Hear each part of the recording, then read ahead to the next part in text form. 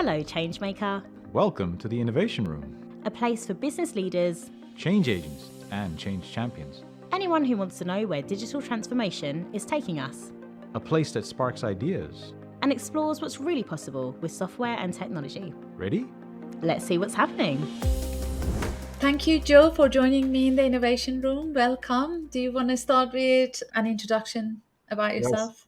Yes, first of all, thank you for having me and the opportunity to share some of the work and some of the thinking we've been doing. I'm Joe Galvin. I'm the Chief Research Officer for Vistage Worldwide. Vistage provides executive coaching and peer advisory groups to CEOs and leaders of small and mid-sized enterprise companies across the United States, the UK, Europe, around the world. We have more than 28,000 members. My role is to focus on the issues, topics, and decisions of business optimization and leadership enhancement that most specifically affect our community of CEOs in the small and mid-sized enterprise, and then go out and understand what those issues are, create frameworks for them, and then bring in expert perspectives to help our folks make better decisions, become better leaders, and get better results. That's where we're from. So that's my perspective is CEOs from small and mid-sized enterprises. I thought you would be really interesting guest to come to the Innovation Room because of your wider experience of working and exposure of working with different CEOs in different continents and different countries. And I think that would be a really invaluable perspective to give our audience about what other CEOs in different countries are thinking about, challenging or wrestling with. And what are the things they are thinking ahead as they think the next 12 to 18 months? Well, it's interesting. We do a survey with our CEO members, and we do it extensively in the United States and the UK. We do one in Malta, surprisingly big ones in Australia. Anyway, we look Canada. We look around the world at CEO sentiment, and it's interesting because there are nuances that are largely driven by some of the political and geopolitical things going on in different parts of the world at any given time. But they're very common in terms of leaders trying to grow profitable businesses face a common set of challenges. And that's what's interesting to pull out is that there's not just what are the issues, more importantly, what are the smart CEOs doing about it? How are leaders solving these problems when you know there's not a single answer, there's always shades and variations of every answer. That's what's really interesting to see. Before getting into all the exciting technical stuff that we're going to be talking about, why don't we start with our tradition of the guest telling us that who would they bring into an innovation room if they want to innovate, dead or alive, you would want to have in the innovation room with yourself? I would want to choose Admiral Nimitz. And I say that because he was in a situation in 1941 at the Battle of Midway where he had very little information. He had some insight. He was overmatched in terms of equipment, number of ships and planes. And on that spot, he had to have a collection of leaders who could simultaneously pivot the information available at that time, make a decision, and then have the courage to see it through. Now, as it turned out, history shows it was a turning point of the war, blah, blah, blah, blah. But if you imagine yourself in that moment of uncertainty and impact, I think that would be interesting to understand how he processed that. Brilliant. I might ask you to give us any materials on him that would share his thinking later on for when we publish the podcast. So, talking about the different CEOs in different continents or countries, are you seeing any specific trends in innovation through technology in the way they approach their businesses? And I'm talking about different CEOs in the States, UK, or Europe, Australia. Do you see any trends that they all follow when it comes to innovation and digital transformation? Well, I think to answer that question first, we have to set context, and that is that we're currently in a period of call it assessment, right? Whatever projects were in place, whatever attitudes, whatever strategies that people were operating towards a broader digital transformation path, that all stopped when COVID hit. Mm-hmm. And when COVID hit, we then went into this emergency response mode and did the things that we needed to do to be able to maintain the business. In fact, we could not have done this 15 years ago because we're all on desktops, we're all hardwired. Now we're on laptops, we're all on high-speed mobile. So this is all played into this period, this emergency reaction period that we worked through. And then folks began to say, okay, where were we at in our project? Because we either stopped them or postponed them or delayed them. And now how do you pick that back up? Now you're in an environment where we're approaching this stabilizing economy on a global basis, different levels between the UK, Europe is going to see some different challenges in the US or in the Far East. So everyone's adapting to the individual economic cycles. But it's a question now of one, how do we optimize the existing hybrid model that we have in place? Because every knowledge worker in every company has had the experience of working from home. And now this ability to come to the office on certain days or not other days or to go fully remote, embracing that environment is going to be one of the first priorities, I think, in order to really optimize what has now become that status quo of how many days in and how many days out for the mobile worker, as well as what you might do for the essential employees to improve their environment. So I think that's kind of where the initial energy is for all in terms of what they're looking to do. Then it's a period of reflections. They look back and they realize how far they were down the digital transformation path, and more importantly, how agile were their leaders and their workers when change had to happen. You think about the speed of change, the dramatic accelerated human behavior change we saw in COVID. Well, how well did your team respond to that? Because part of it was your ability to pivot from a technology standpoint, but a big chunk of that was how do you drive behaviors? How do you have those behaviors that all of a sudden can adapt to this new environment? As you've now settled into this new world of the hybrid for those that can, right? The essential for those that have to be on site, et cetera. How do you now get the most out of what you have?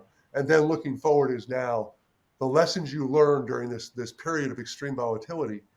How do you apply those into a logical go forward growth scenario under the assumption that you're going to see a new stabilizing marketplace? You're going to see a more stable customer environment. It's not going to be what it was clearly, but in this environment now where you cannot predict the next meteor that's going to hit, but now where do you pick up from where you left off? And more importantly, how can you accelerate that? Looking at the reports that you have kindly shared with me before, one of the highlights was that the CEOs were prioritizing technology investment and digital transformation as one of the top priorities before COVID. So moving on, and is it still the first priority? Has it moved in the list of their priorities that they communicate with you, and if so, where does it sit now? Last year, for the first time, and then repeated again this year, technology was the number 2 investment behind people. CEOs are focused. They've been forced to raise the cost of people. They're looking to hire more people. They're looking to retain more people. Cost of people have gone up dramatically. So that's your key investment, especially when we see still 63% of our community are increasing headcount in the year ahead. So you're going to invest there. Behind that is technology. And we see technology to spend not just your core, as the cost of your core infrastructure, but it's where are those incremental investments that people are making to use technology to drive the business. And what we found is almost 75% of our CEOs are investing in technology to offset the burden of the workforce. This thread of not enough workers, this thread of the talent wars runs through all decision making, and digital transformation is not immune from that. It's the ability to, where can I deploy technology? In some cases, it might be on the factory floor to replace humans. But objectively, where can I deploy technology to get more from the humans that I have? They're harder to keep, they're harder to find, and yet I know that humans remain the fossil fuel of the growth engine. Consequently, this investment in technology is one that has to be done in places to improve the performance of the humans that you have and to drive that optimization. So that's where we see the interest is focused on is how can I use technology as a way to solve this other problem I have, that I can't find enough people and I can't keep the people that I need. And how do they balance the short-term and long-term benefits? Because some of the talent problem, it's going to be a longer-term issue that they have to wrestle with. But at the moment, it's a short-term pain that they need to solve. So how much of it do you see their appetite for investment in technology? Does it go towards more of the, say, efficiency, performance solving problems, or is it towards how do we disrupt the market? How do we become a market leader? Do you see a clear distinction between the appetites? And if so, where does that sit? Well, I would say the answer is yes, because you see it in both situations. You see the application of technology, and you've seen some great advances in the HR management software, You're seeing the emergence of AI as a usable function for small and mid-sized enterprises when it comes to hiring, doing that profiling. You see this massive amount of transparency and this huge velocity of the hiring market.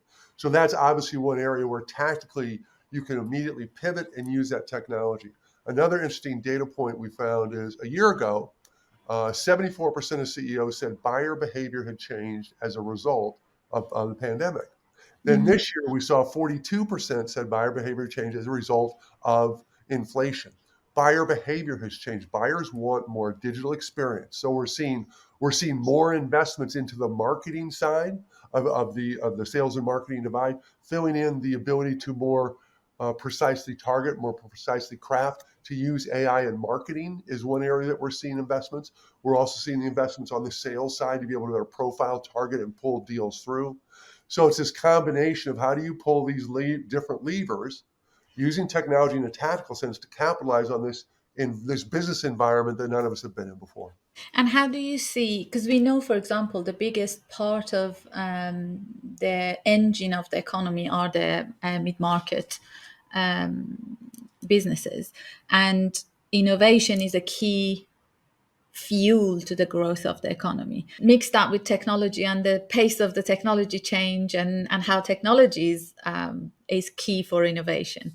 So how much do you see the CEOs you work with, how much do they invest, how much of their technology investment goes to innovation and creating new products and services and new ways of doing things that would disrupt the market?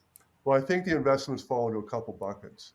One would be the physical investments of technology that drive some aspect of the production of the good, right? Mhm. The other element would be the business applications that you use to collaborate, to create documents, to access and leverage data, those performance tools. And interesting again how these themes all thread together. The strategic imperative talent. I had a CEO comment to me that he was losing people because he was on a 2001 SQL based form system. And the new employees, they wanted to be on the Salesforce. They wanted to be on the work. They wanted to be on the hot applications because they want to build their skill sets. So not Mhm. only does it drive your business, it drives engagement and retention of this emerging class of workers, as an example. So that's one area where you see this play and see how it fits together a little bit. Um, as people try to predict, not just predict, really to project where they want to go forward and how they can leverage technology. The bigger lifts are the advanced technology, beginning to get into the AI applications and machine learning. Traditionally hard for small and mid-sized enterprises simply because of the size and the scale. Yet Mhm. now some of the AI as a service type capabilities, again, manufacturing has a little bit of that, sales and marketing has a lot of that, HR. These are areas where technology investments can go to grow. Mhm. And your big consideration is, I think, in these different geographies with different economics, how do you now balance the need to invest with the imperative to grow and the requirement to survive? And I guess the very, very important question is, how do you make sure your digital transformation doesn't fail? And how do you measure the success? And I know you had really interesting recommendations in the reports you shared with me, in terms of leadership culture and all of that, which would be nice to touch them. But do you have any views on how much they are intentional about measuring the success of the digital transformation initiatives and projects they undertake? Do you think they would have the skill sets, or they would have the resources and means to set the right goals, to measure them in a smart way? Or is that an area that you wouldn't see in them? And I'm asking a question slightly, I know the answer, because of the statistics you shared about them having what the percentage of them would have a clear digital transformation strategy, and which requires measurement in it. Well, beauty is always in the eye of the beholder. So if you ask the CEO leading the charge, he'll say, "Yeah, we're right on track." Whether or not the management team is aligned and sees it the same way, or whether you're able to pull the employees through, that's a separate question. But I think the rules for this has changed. I think again, because of the experience, the shared trauma we all went through with COVID, that people are more open to change. People are more flexible and adaptable. And the greatest challenge in any digital transformation success, and therefore the measurement of the success, is the feelings or the sentiment of the community upon which such transformation is occurring. So I think there's been a human shift across the workforce that they're more open to this, they're more embracing it. But also because of this new work environment, the hybrid environment, the essential, how this plays out, it creates a new set of communications challenges for leaders. How do you break through the digital communication wall when some people are on site and some people aren't? How do you manage this ability to task manage people? So as you set the vision and you set the strategy where you want to go, that as the projects move down to the worker person level where stuff gets done, that they maintain connected and aligned to that vision and that those pieces fit together. It becomes a huge change management challenge for the leader. And we know that human behavior is the single hardest part of any digital transformation project, vision, or a single component. Consequently, I think that's where you're seeing leaders trying to focus more energies. How do we communicate this? And how do we not just say what we're doing, but how it connects to our mission, our vision, our purpose, why this is going to impact and help our customers do better, because when they do better, we do better, and how each of us needs to take ownership and responsibility for our part of it so we collectively can achieve those goals. It's funny because so many things have changed, but nothing's really different, right? Leading change in an organization, it's easy to write a check for a piece of technology. It's easy to bring in a consultant to figure it out for you. It's hard to change behaviors. And yet, in this emerging new environment, this new business reality we're in, it creates great opportunity in the volatility and the chaos, because your customers are dealing with all the same types of changes that you are and challenges. And guess what? Your competitors are too. And that's where we think that creates opportunity for those organizations that can utilize the capabilities of what technology can do to really power the productivity of their people. I learned something really interesting in the summit, Vistage summit that I attended a couple of months back, which was really interesting. I did not know there is a word for the situation that I was explaining to the clients, and when I was having conversation around people and the culture of digital transformation and how it is changing and shifting constantly. And I learned it is called liminal spaces. If I just quickly explain, liminal spaces was the term used in the conference, or introduced to us in the conference, about the space in between things. So the space where you have moved from what was and you knew to what is yet to come. And that is the space that requires very strong leadership and very strong culture created for people to be able to thrive. So not everybody is built to thrive in those environments or built to lead those environments. But everybody who goes through that requires some sort of support and leadership, because it's not the space for the faint-hearted, if you like. It's a very difficult place to be in. Interestingly, I learned that's a space I love to be constantly. So I contribute to creating that space constantly in our organization. We all entered that space at some point during COVID. Yeah, Where 100%. there was, and this is really extreme, but it really illustrates your point, because at some point you looked forward and it was fog. We didn't know if this was going to turn into that movie that we've all seen and was in the deepest, Yes. darkest depths, or whether it was just going to turn out to be a nothing. It turned out to be something in between. But to your point, that really exposed great leaders Yes. from people who lead. Yeah. Meaning, yeah. people look to them to give them that direction, to give them that sense there's something beyond the fog we can't see. And even though maybe those leaders couldn't see it, they said with confidence they knew where they were going to go. And I think that really made a difference for organizations. We commented on culture, but culture was what held organizations together during COVID. And it really was a true test. Strong cultures obviously emerge better than weak cultures. And I was talking to a business earlier this week, which, when I was speaking about this concept and this being one of the pillars of being able to digitally transform businesses successfully, they looked at me and they said, but we don't have that culture. Like, not everybody, like, what do we do? Does it mean we can't? And I was like, no, just like, do you want to have that culture? That's what matters. because you can learn, you can find people within your organization that have those kind of capabilities, and they can lead the way. They can be the torch for other people to navigate. So speaking of this culture and speaking of this, the leadership needing, what would you say that is the biggest challenges of that kind of a space for leadership and the CEOs to navigate, and how they can overcome that from your point of view? Well, I think when you talk about barriers to innovation, barriers to transformation, what you're really talking about are what are the things that either physically or mentally get in my way, right? That prevent me from fully focusing in, embracing on this. And what they told us, first of all, was lack of time. I just don't have time to think about it in a small and mid-sized enterprise. So many folks are working in the business versus working on the business. There's a time issue. And then there's always the cost of this, right?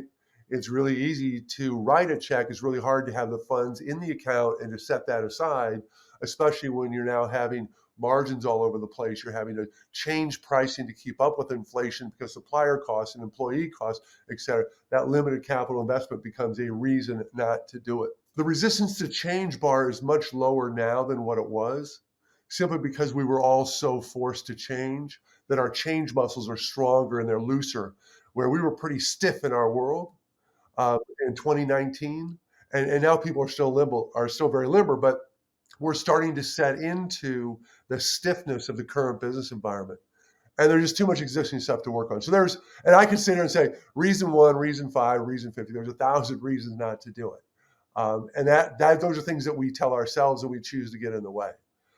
But it's key to go forward and to really think, what are the enablers of innovation? What do I want to put in place to make this happen? And this is one, having that corporate culture that says we are open to change. Now, we're not changing for the sake of change. A lot of times, especially a new leader will come in, they'll just change stuff for the sake of changing it. It's not about change for the sake of change. There is nothing wrong with the status quo. It's about change for making improvements into how you engage, how you work, to all the buzzwords about what that does, or change because it makes it different than the customer. A big change, a radical change would be the introduction of a new product or going into a new market. Markets are really volatile now. How do you get to a new market and how do you run that? So having that culture of people willing to take risk and knowing that if a risk doesn't pay off, you won't get fired for it is part of that culture of innovation. You have to be really tuned to the market. There's operational efficiencies, and those we should be doing all the time. But what is the market telling you? We know our customers have told us that they've changed. They want to be more digital. They want to do more on their own. And when they get to the point where they can no longer satisfy their information needs, they want an informed, knowledgeable professional to help them in the context of where they are. So listening and responding to customers become real critical. And then again, this is what's old is new again, right? It's getting open-minded people who have that creative spark, who are open to new ideas, and they will motivate them to extract those new ideas. And then it's this notion that, look, while you're trying to make big change, you have to drive to be better every day, because I don't believe organizations or people live in a status quo. You're either better or you're worse. You're faster, you're slower, you're smarter, you're dumber, and that changes every day. And the speed of change across all aspects of our professional and personal lives just suggests you just got to keep going forward. What you're talking about highlights another challenge, and that is, how do you prioritize the very competing priorities of initiatives in digital transformation? What would be your advice? And I know you have a framework for decision making, so I want to lead you to start talking about that, please. Well, it starts at a very tactical level, I think. Tactically, what can you do right now that's going to have an immediate lift? And one of the areas that I've heard a number of comments on is around the collaboration software. If your hybrid office is going to work or a remote worker is going to engage, our digital engagement skills, both as the person on the other end and the person in the room, have to get better. We have to have a better understanding of how the video collaboration, the document collaboration, whether it's Teams or Slack or whatever, we have to not only figure out the individual skills of how to optimize what that can do, but then the cultural parameters around how we collectively as a group are going to use that. So I think that's an area of instant impact, improve personal skills, and establish cultural norms on how these social collaboration applications will be used. That's tactical. Practical is a look at what you currently have in place today. What are the technologies you're currently paying for, and how are you using them? Again, taking that same metaphor of how do we improve the individual skills, and how do we clarify the organizational expectations for how we'll use our customer relationship management system, how we'll use our human race, for hiring, the HRMS, these other systems, how we'll use them. And then the last piece is, what's that investment going to be? Where are you going to look to invest in technology that will reduce the burden, the workforce of your workforce, and improve their ability to better serve whoever their customer is, either internal or external? What's that application that's now ready to be upgraded? What's that capability that A, you're not getting enough out of, but B, it could do so much more if you had the skill set? And I would suggest to you that while the economics in terms of cost of money right now are not the best that they have been, they'll get better over time, but not in the short term. You've never had a better opportunity in terms of human flexibility and humans' ability to change than you have right now, given the experience we all just went through. So I think that's a big decision when you think about that big investment you want to make. It will only be successful if the human behavior follows it. And this is a prime opportunity to do that if maybe the economics of it aren't as good as they have been. If you want to leave our audience some practical advice covering what's the trends they need to be thinking about in the next 12 to 18 months based on all the wonderful research that you do constantly, and what should they pay attention to, what would that be? I think one, the acknowledgement that technology is a change agent of our generation. And when history looks back on this period of time, it will all be about technology. And technology made really survival of the global economy possible during COVID. So technology underlies everything we do. I think at a higher level, CEOs of small and mid-sized enterprises look at how do they grow forward in this diminishing volatility, right? You look at all the data points between the time COVID hit until now, they're off the charts in terms of volatility. And they're beginning to normalize, and we're moving into this new reality. It's not a new normal or the next normal, it's a totally new reality. Consequently, everything has changed, but nothing's different. Meaning, you've got this very different economic environment. It's different in each country, but similar, with high inflation, rising interest rates, and it's hard to find people. And those are the three drivers there. That's changed. Your workforce has changed. You now have the millennials and X's, the things that they were requesting, they're now demanding. And we all went through some personal behavior change as a result of COVID. Your workforce has changed. And now your workplace has changed with the advent of hybrid and the demands of essential. So all this stuff has changed, but nothing's really different, because you have to execute from a financial standpoint. You have to manage and lead your people. You have to operate, the infrastructure of your business and drive it. And you have to connect, engage to your customers. And the most powerful accelerant to that remains technology. Technology is the central nervous system of the business, but it's still a human business. So, it's people that drive productivity, and it's technology that power the people. So I think it's an opportunity for those that can maintain focus on what's important to them, their hedgehog, if you would, if you use that vernacular, and then can be able to reach out and understand their customers. Those that can innovate, those that can adapt, and those that can leverage technology will see growth through the next growth cycle as we move through the middle parts of this decade and leave the aftershocks of COVID behind us. Brilliant. Thank you so much, Joe, for joining me. And we will make sure that we leave your contact details for people to be able to follow you and follow your insights and stats that you would publish in the next few months. Great. Well, thank you so much. It was fun being here. Thanks for joining us in the Innovation Room. We hope it sparks some ideas. Want to learn more about what we do? Maybe you could even be our next guest. And spark some ideas yourself. Find us at Geeks Limited. And join us again soon. Because real change never stops.